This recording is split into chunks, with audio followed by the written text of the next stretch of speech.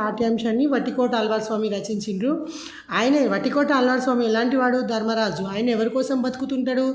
ప్రజల కోసం బతుకుతుంటాడు. ప్రజల మనిషి అనమాట. ఆయనకు పరిచయమైన ఆయన సొంతూరు ఏంది? రామప్ప రభస.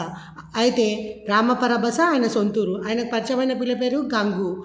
అయితే ఆ గంగుని ఆయన ఏం చేసిండు? ప్రేమించిండు. ఆ పిల్లకి ఇష్టం లేదు. ఇష్టం లేక రిజెక్ట్ చేసింది. రిజెక్ట్ చేసినాక ఆయన తీసుకుపోయి జైలు లోపల వేయించింది. జైలు లోపల వేయించితే ఆయన జీవితం ఎట్లయిపోయింది? గమ్యం తెలియని గాలిపటం అయిపోయింది. ఇంత తెలివి నాకు చిన్నప్పుడే ఉంటే బాగుండే కదా అని చెప్పి అనుకున్నాడు. అంటే వట్టికోట ఆళ్వార్ స్వామి ఒక ధర్మరాజు. ఆయన ప్రజల కోసం బతుకుతాడు. ఆయన ఊరు రామపరభస. ఆయనకు పరిచయమైన పిల్ల గంగు.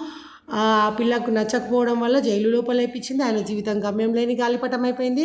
ఈ తెలివి నాకు చిన్నప్పుడే ఉంటే బాగుండే కదా అని చెప్పి అనుకున్నాడు. ఇక్కడ జైలు లోపల అంటే మనం గుర్తుకొట్టుకోవచ్చు. కోట, వట్టి కోట, జైలు లోపల, కోట లోపలికి పోతాం కదా. అట్లా పొట్లపల్లి రామారావు ఏమో జైలు రాసిండు.